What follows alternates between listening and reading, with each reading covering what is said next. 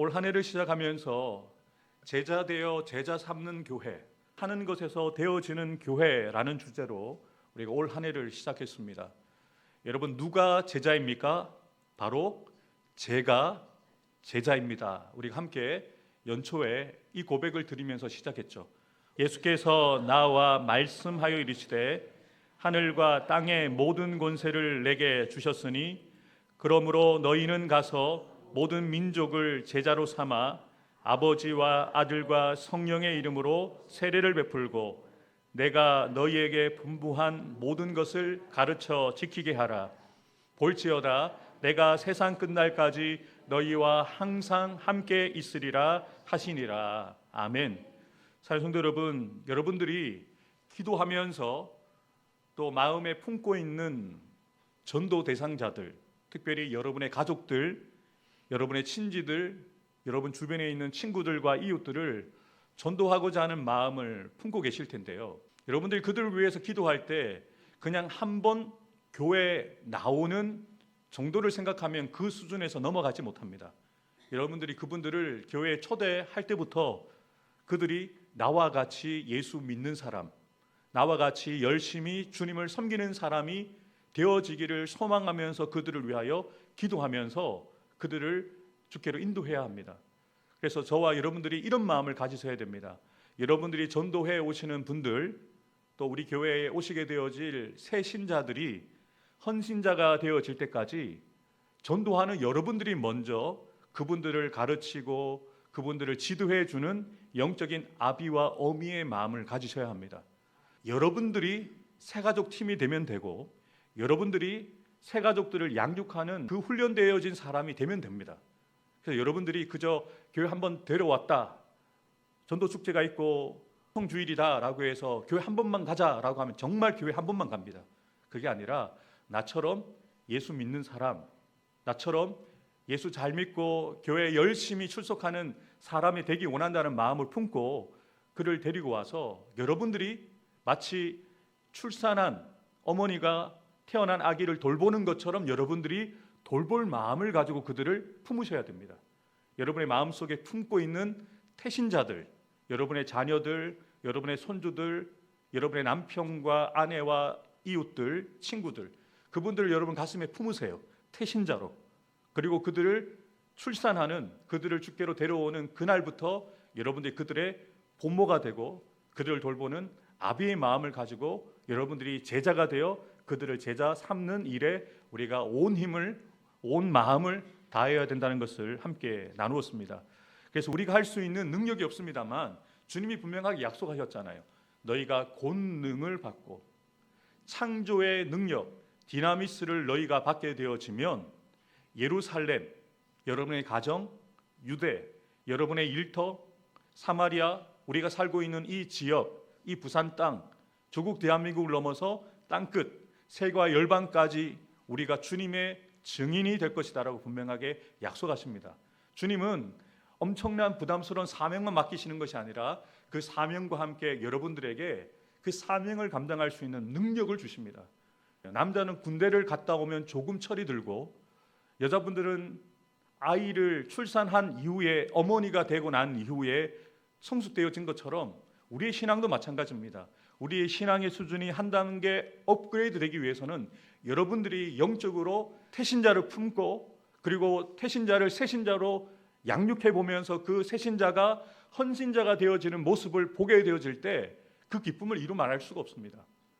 아마도 여러분들이 그 과정을 보셨을 거예요. 처음에 사실 피아노 반주가 필요해서 박수진 집사님이 10년 동안 교회 생활을 쉬시다가 반주를 돕기 위해서 나정 권사님의 콜을 받아서 저희 교회 반주자로 오셨잖아요. 여러분 1년 동안 우리 박수진 집사님이 어떻게 변화되시고 성장되어지는 거 다 보셨죠. 사례비를 받지 않고도 반주를 섬기고자 하는 마음이 생겼고요. 교회를 사랑하는 마음들, 또 여러분을 사랑하는 마음들, 또 예배의 자리, 말씀의 자리를 사모하는 마음들이 박수진 집사님에게 생겨나는 과정들을 여러분들이 다 보셨을 거예요. 아이가 자라나는 과정들을 보게 되는 것처럼 우리 교회에 등록해서 자라나고 있는 집사님의 모습을 우리가 보면서 얼마나 기쁩니까? 근데 가장 기쁜 사람이 누굴까요? 박수진 집사님을 저희 교회로 데려온 나정훈 권사님이 가장 큰 기쁨이 있을 거예요. 하나님은 분명히 그걸 기억하는 거예요. 나는 한 것이 없어요. 그냥 교회에 오도록 초청했을 뿐이고 우리 교회 반주자가 필요하다는 것을 얘기했을 뿐이고 또 저희 교회에서 배려하는 차원에서 유급 반주자로 섬기는 그런 배려를 해드렸는데 섬기다 보니까 기쁘게 섬기는 것을 보게 되면서 그 기쁨이 넘쳐나는 것처럼 여러분들도 이 맛을 아셔야 됩니다. 양육하는 기쁨. 여러분이 전도하고 길러내서 스스로 자기 역할을 감당하고 스스로 예배생활, 기도생활 하고 있는 그 누군가를 여러분들이 보실 때 여러분의 신앙이, 영적인 수준이 확연하게 다르게 성장할 수가 있다는 거예요. 그래서 전도는요, 그 사람을 위해서도 전도해야 되지만 여러분을 위해서도 전도하고 양육하는 기쁨을 누려보셔야 돼요. 아직까지 우리가 생명이 붙어 있고 그리고 우리가 언제 주님의 부르심을 받을지는 우린 모릅니다. 우리가 주님의 부르심을 받는 그날까지 나로 인해서 예수 믿게 되어지는 영혼이 있어야 되지 않겠습니까? 나로 인해서 교회에 등록해서 세례받고 집사가 되고 권사가 되고 나와 같이 장로가 되어지는 그 모습을 우리에게서 보게 되어지는 역사가 일어나야 되지 않겠습니까? 하나님이 그 일을 감당할 수 있는 능력을 주실 겁니다. 마음만 품으세요. 마음을 품고 눈을 들어서 여러분들이 기도해야 될 사람들의 이름을 가슴에 품고 태신자로 품으십시오. 하나님이 하실 것입니다. 이어서 우리가 사랑하는 제가 제자입니다라고 함께 말씀을 나누면서 요한복음 13장 34절과 35절 말씀을 함께 나눴죠. 새 계명을 너희에게 주노니 서로 사랑하라. 내가 너희를 사랑한 것 같이 너희가 서로 사랑하라. 너희가 서로 사랑하면 이로써 모든 사람이 너희가 내 제자인 줄 알리라. 예수님은 분명하게 말씀하셨습니다. 많은 훈련을 받은 사람이 제자가 아니다. 많은 대단한 일을 만들어내는 사람이 제자가 아니다. 어떤 사람이 제자라고요? 서로 사랑하는 사람. 사랑하는 제가 제자입니다라고 함께 우리가 말씀을 나눴죠. 제자들이 그렇게 사랑할 수 있는 이유와 근거가 있습니다. 자신들이 그 사랑을 받았거든요. 예수님이 자기의 사람들을 어떻게 사랑하셨습니까? 세상에 있는 자기의 사람들을, 나의 사람들을 사랑하시되 끝까지 사랑하십니다. 자신을 팔 걸 아시고 자신을 부인하고 저주하고 맹세하고 부인할 것을 아시고 자신을 떠날 것을 알고 계심에도 불구하고 내 사람이니까 내 제자니까 배신당할 걸 알면서도 버림받을 걸 알면서도 사랑하시는데 끝까지 사랑하시는 거예요. 그리고 주님이 분명하게 정하시는 거죠. 내가 너희를 사랑한 것처럼 내가 너희들의 발을 씻긴 것처럼 너희도 서로의 발을 씻길 뿐만 아니라 너희에게 배신하고 너희들에게 손가락질하고 너희들에게 등 돌리는 그들을 끝까지 사랑하게 되어지면 서로 사랑하는 너희들의 모습을 보고 다른 사람들이 저 사람들은 진짜 예수님의 제자야 라고 인정을 받게 될 것이라고 주님이 분명하게 말씀하셨습니다. 그리고 예수님 분명하게 말씀하셨죠. 우리가 누구를 사랑해야 되는가? 마음과 뜻을 다하여 목숨을 다하여 우리의 하나님을 사랑하고 또 그와 같이 우리의 이웃. 여기서 말하는 이웃은 나의 사람들을 이야기하는 거죠. 작게는 가정, 우리 교회, 그리고 여러분들 주변에서 만나게 되어지는 여러분들과 접촉하는 그 사람들을 내가 하나님을 사랑하는 것처럼 그들을 사랑해야 된다라고 분명하게 말씀하시면서 하나님을 사랑하는 것과 내 이웃을 내 몸과 같이 사랑하는 것이 율법과 선지자들의 예언의 말씀의 핵심이다. 사랑하는 이 말씀 안에 모든 말씀들이 다 담겨져 있다라고 말씀하셨습니다. 그래서 사랑하는 저와 여러분들이 바로 예수님의 제자라는 것을 분명하게 기억해야 되는 거죠. 하나님께서는 이 계명을 부담스럽게 주시지 않았다고 말씀드렸습니다. 하나님께서 이 계명, 사랑하라는 계명, 하나님을 사랑하고 그리고 너의 사람들을 사랑하라는 이 계명을 주시면서 분명한 약속을 주시잖아요. 나를 사랑하고 내 계명을 지키는 자에게는 천대까지 은혜를 베푸느니라. 아멘. 천대까지 은혜가 흘러가는 여러분들 되시기를 주님의 이름으로 축복합니다. 여러분들로 인해서 여러분들의 자녀들과 손주들, 중손들, 고손에 이르기까지 천대까지 은혜가 흘러가게 된다는 겁니다. 어떤 사람이요? 나를 사랑하여 나의 계명을 가지고 지키는 자가 천대까지 은혜를 받고 은혜를 누리고 은혜를 흘러보내는 자가 되어진다는 거죠. 예수님도 분명하게 말씀하십니다. 너희가 나를 사랑하면 나의 계명을 지키리라. 나의 계명을 지키는 자라야 나를 사랑하는 자니 나를 사랑하는 자는 내 아버지께 사랑을 받을 것이요 나도 그를 사랑하여 그에게 나를 나타내리라. 아멘이십니까? 저와 여러분들이 이 은혜를 날마다 누리며 살기를 주님의 이름으로 축복합니다. 지난 주일에는 나의 주님을 더 사랑하는 제가 제자입니다라고 말씀을 나눴는데요. 누가 주님을 더 사랑할 수 있을까요?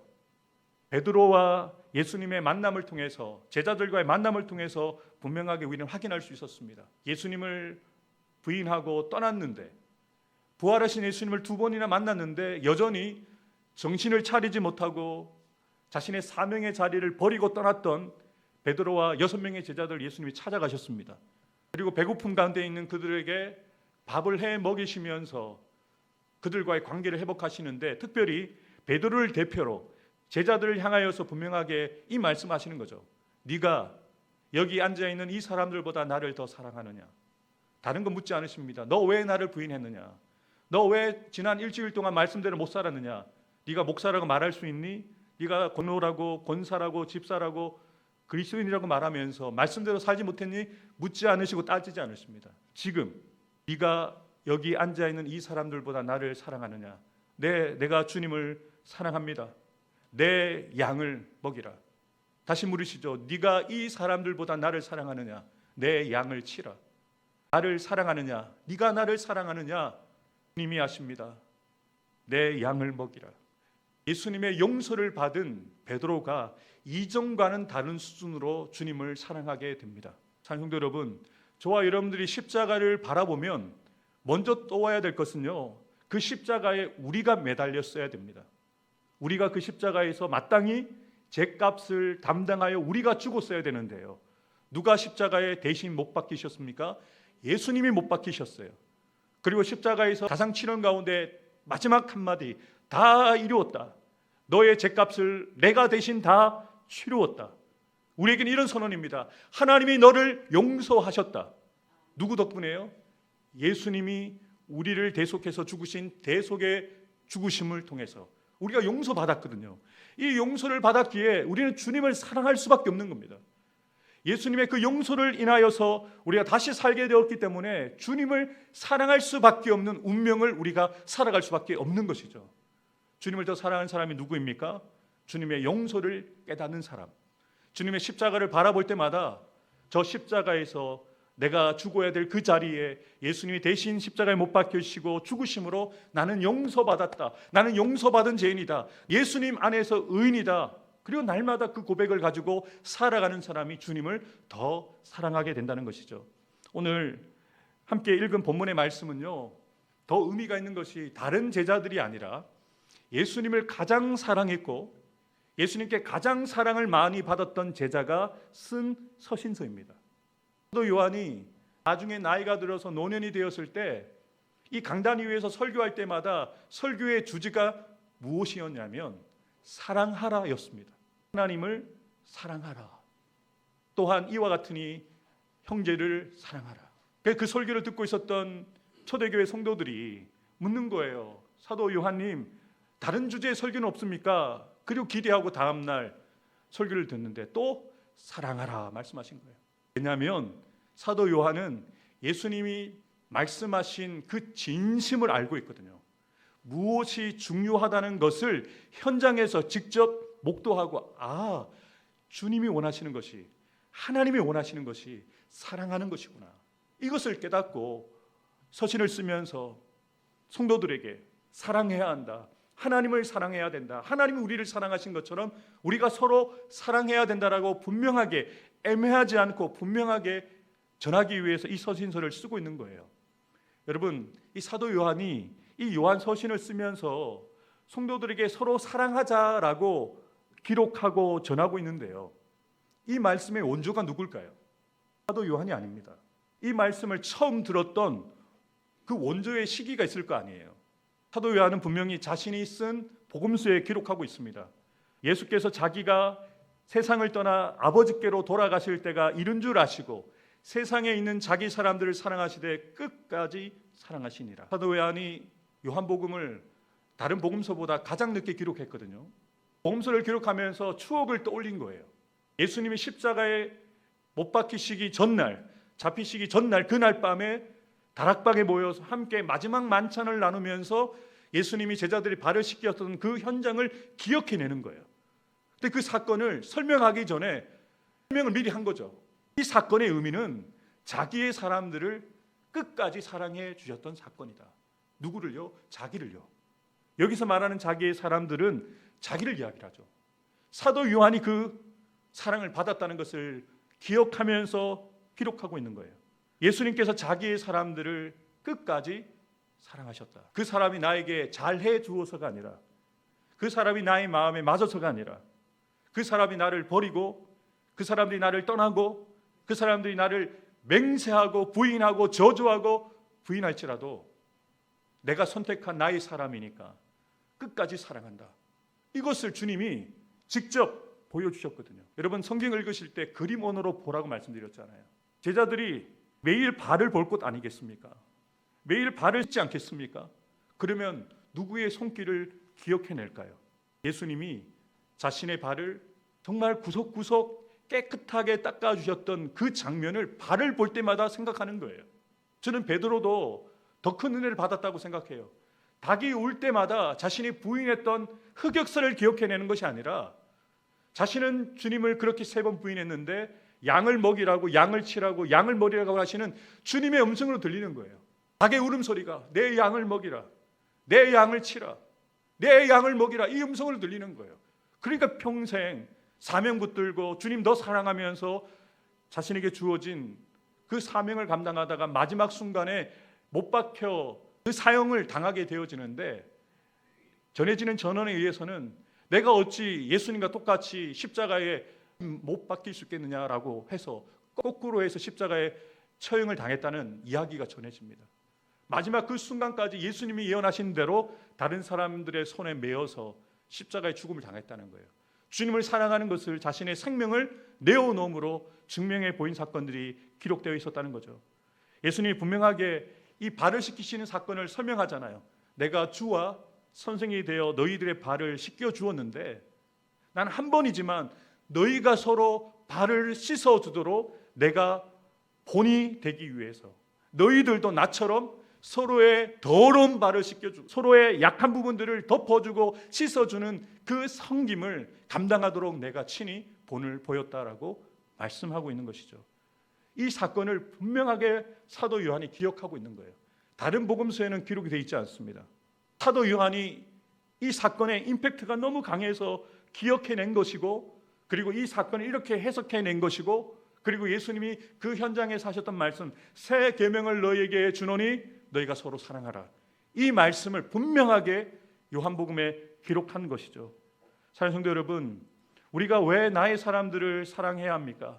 주님께서 그렇게 본을 보이셨거든요. 그렇게 끝까지 자기의 사람들을 사랑하셨거든요. 그래서 사도 요한은 예수님께서 제자들의 발을 씻어주신 사건, 그리고 십자가 사건을 연결하여서 예수님께서 하셨던 그 말씀을 기억하여 자신의 말이 아니라 예수님의 말씀을 그대로 요한복음에 기록을 하고 예수님의 말씀을 그대로 설교하고 있는 내용이 바로 우리가 오늘 읽은 요한 1서입니다. 사도 요한은 하나님의 자녀로 예수 그리스도의 제자들로 살아가야 될 초대교회 공동체 성도들에게 제자되어 제자 삼는 교회로 세워가야 될 저와 여러분들에게 무엇이라고 분명하게 당부하고 있습니까? 사랑하는 자들아, 우리가 서로 사랑하자. 사랑은 하나님께 속한 것이니 사랑하는 자마다 하나님으로부터 나서 하나님을 알고 하나님의 사랑이 우리에게 이렇게 나타난 바 되었으니 하나님이 자기의 독생자를 세상에 보내심은 그로 말미암아 우리를 살리려 하심이라. 사랑하는 자들아, 하나님이 이같이 우리를 사랑하셨은즉 우리도 서로 사랑하는 것이 마땅하도다. 아멘. 발을 씻겨주신 사건을 이제는 예수님의 그 십자가의 죽음과 연결시킵니다. 하나님이 우리를 십자가에서 죽으실 만큼 우리를 사랑하신 것처럼 우리도 서로를 위해서 죽을 만큼, 죽어줄 만큼 사랑하는 것이 옳다라고 분명하게 선언합니다. 어느 때나 하나님을 본 사람이 없을 때 만일 우리가 서로 사랑하면 하나님이 우리 부산로 교회에 거하시고 하나님의 사랑이 우리 부산로 교회 안에 온전히 이루어지느니라. 여러분, 하나님을 저도 보여드릴 수가 없습니다. 그런데 우리는 보여줄 수 있습니다. 우리가 뜨겁게 사랑하면요, 우리가 뜨겁게 사랑하면 하나님의 사랑이 우리 교회 안에 온전히 거하신다는 거예요. 우리가 서로 사랑하면 우리 안에 하나님의 사랑이 온전히 이루어진다는 겁니다. 그래서 사실 여러분들과 함께 사는 가족들도 마음에 안 들죠. 사랑하기 힘듭니다. 근데 어찌 일주일에 한 번씩 보는 성도들을 서로 성격도 다르고 직업도 다르고 살아온 환경이 다른 여러분들이 저를 이해하고 용납하고 저도 사랑해 주실 수 있겠습니까? 어렵죠. 충분히 이해가 됩니다. 저도 여러분들을 사랑하는데 힘이 듭니다. 여러분들과 제가 맞춰가는 그 과정들이 사실 쉽지 않습니다. 여러분들도 저에게 맞추는 것이 쉽지 않죠. 왜 찬양을 저렇게 인도하나, 예배를 왜 저렇게 바꾸나, 왜 갑자기 구역을 순이라고 부르냐, 이해가 되지 않고 머리로 이해하면 저를 이해하기가 힘들고 저와 맞춰가는 게 쉽지가 않습니다. 서로를 향하여 우리가 어떻게 사랑할 수 있겠어요?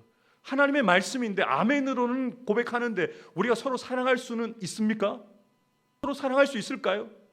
가족도 사랑을 못하는데요, 남편과 아내와 자녀들도 온전히 사랑을 못하는데 우리가 어떻게 피 한 방울 섞이지 않은 우리 성도들을 서로 사랑할 수가 있습니까? 그래서 분명하게 사도 요한은 우리가 어떤 의지나 머리로 우리가 서로를 받아들일 것이 아니라 우리가 서로를 사랑해야 되는 이유를 분명하게 말씀하고 있습니다. 우리가 사랑함은 하나님이 아무 조건 없이 마음에 들어서도 아니고 말씀을 먼저 순종해서도 아니고 너희가 아직 원수 되었을 때에, 하나님과 등을 돌렸을 때에 내가 먼저 너희를 사랑하여서 하나밖에 없는 아들을 보내주실 만큼 너희를 먼저 사랑했다.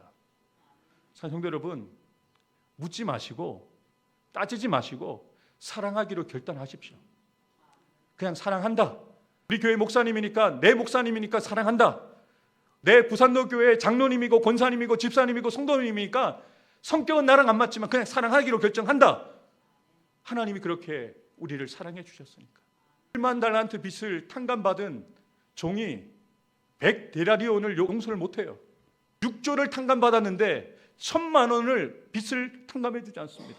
그 비유를 왜 말씀하셨을까요? 우리는 6조보다 더 엄청난 죄의 용서를 받았는데 조금 서운하게 한다고, 서로 마음에 들지 않는다고, 나를 챙겨주지 않는다고, 그 서운한 마음 때문에 미워는 하지 않지만 사랑하지 않고 있어요. 여러분, 하나님이 말씀하신 것은 미워하지 말라는 게 아닙니다. 사랑하라는 거예요. 사랑하지 않는 것은 하나님의 뜻이 아닌 거거든요. 미워하지 않고 그 사람을 이해하지 않고 용납하지 말라고 말씀하신 게 아니잖아요. 적극적으로 그를 내가 너희를 품어주고 사랑한 것처럼 사랑하라고 말씀하십니다. 우리 21절 말씀 우리 마지막으로 함께 읽겠습니다. 우리가 이 계명을 주께 받았나니 하나님을 사랑하는 자는 또한 그 형제를 사랑할지니라. 아멘. 같이 간다는 거예요. 하나님 사랑하신다면서요. 하나님만 계시면 된다면서요. 하나님이 가장 기뻐하시는 일을 우리가 해야 되지 않겠습니까? 하나님은 무엇을 가장 기뻐하십니까? 우리가 서로 사랑하는 것을 원하십니다. 이유 없이, 조건 없이, 그냥 내 성도니까. 우리 부산로 교회가 좋은 이유가 무엇입니까? 화려한 성전이나 수천의 성도들이 있었습니까? 아니잖아요. 여러분의 교회잖아요. 여러분이 30년 가까이 피땀 흘려 세우신 교회잖아요. 내 교회니까 사랑하는 거예요. 내 성도니까 사랑하는 거예요. 정한호 목사 온 지 1년밖에 안 됐지만 여러분들이 저를 사랑해 주셔야 되는 이유가 무엇입니까? 여러분의 목사니까요. 저는 여러분의 목사로, 담임 목사로 우리 부산로 교회를 섬기고 있는 거지, 저는 다른 교회 목사인데 주일마다 설교하러 오는 목사가 아니잖아요. 내 목사님이니까 사랑하는 거예요. 내 장로님, 내 권사님, 내 집사님, 내 교회니까, 내 사람들이니까 사랑하는 겁니다. 하나님이 그것을 원하세요. 나를 사랑하느냐? 그러면 나의 교회, 나의 부산로 교회를 사랑해 주렴. 나를 사랑하느냐? 나의 종 정한호 목사도 사랑해 주렴. 나를 사랑하느냐? 나의 사랑하는 예수의 피값 주고 바꾼 내 사랑하는 성도들을 내 몸처럼, 너의 몸처럼 사랑해 주면 안 되겠니? 라고 말씀하시는 거예요. 오늘 저는 너무 기쁘고 감사합니다. 제가 우리 교회 성경 지원서를 내고 설교를 준비하면서 자료를 준비하면서 제가 꿈꿔왔던 교회는요, 주일만 예배 드리는 교회가 아닙니다. 예배와 기도에만 있는 교회가 아니라 저는 성도들 간의 아름다운 사랑의 교제가 있는 교회를 만들어 가고 싶었습니다. 1년이 걸렸지만 오늘 처음 여러분들이 저와 함께 처음으로 작은 소그룹이지만 순이라는 모임 안에서 여러분들이 함께 얼굴을 맞대고 식사하는 그 현장을 여러분들이 경험하시게 될 텐데, 제가 기도한 기도의 제목의 응답입니다. 저는 여러분들이 작은 소그룹 안에서 정말로 이전에 경험하지 못한 그 따뜻함을 느끼셨으면 좋겠어요. 정말로 장로님이, 집사님이, 권사님이 나를 위해서 기도해 주고 있구나, 내 가족 같은 장로님, 권사님, 집사님이구나 라는 것을 그 순모임 안에서 경험하면서, 그래 나도 장로님처럼 권사님처럼 집사님들처럼 나도 부산너교회를 나의 교회로, 성도들을 나의 성도로, 정한호 목사를 나의 목사로 인정하고 사랑해야지라는 마음이 생겨날 수 있는 순모임이 되었으면 좋겠습니다.